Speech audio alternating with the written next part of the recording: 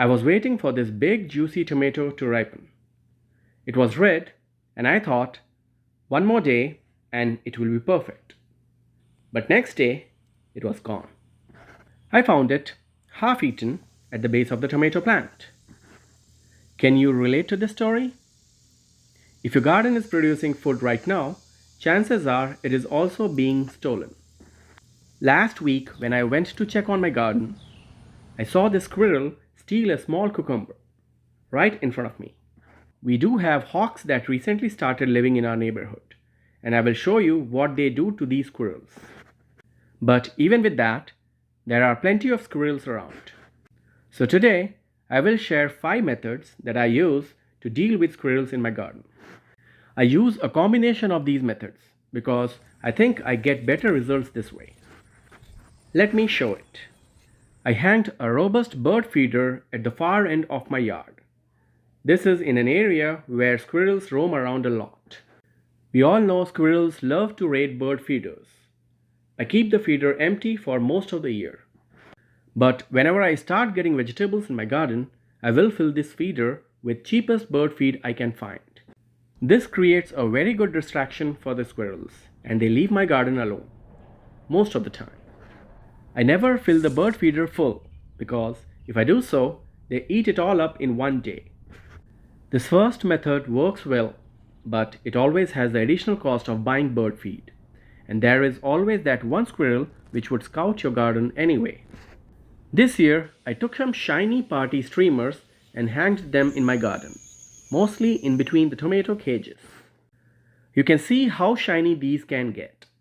Did this second method work? The squirrels used to steal small green tomatoes, but never eat them. We would find them in our yard. Even my neighbor found one in their yard. But this year, so far no small tomato has been stolen yet. So, I am seeing positive results. For bigger tomatoes and cucumbers, I have tried 2 methods. For past 2 years, I would hide the tomatoes with a row cover. I would leave the top open to let the pollinators in. This third method worked pretty well, especially for peaches in my garden. The only disadvantage to this method number 3 is I have to keep this row cover up for the whole season, and it did not look pretty. So this year, I'm using these 8-inch by 10-inch muslin drawstring bags. Do not get organza bags, and I will tell you soon why not. These muslin bags are lightweight and let the air in. I can see when the tomato changes color, or if the cucumber is big enough. When one tomato is ripe, I will harvest it and use that muslin bag to hide another green tomato. Compared to these, the organza bags are see-through.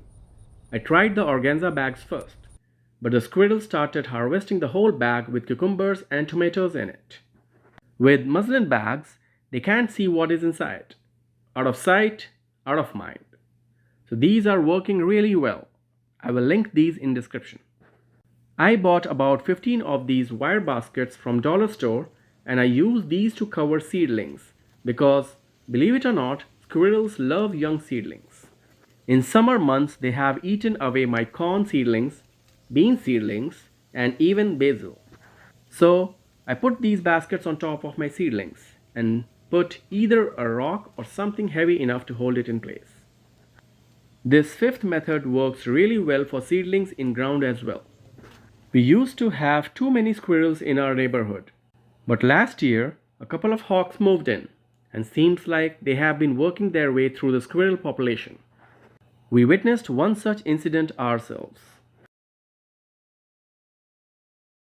Your harvest will definitely increase if you try these methods.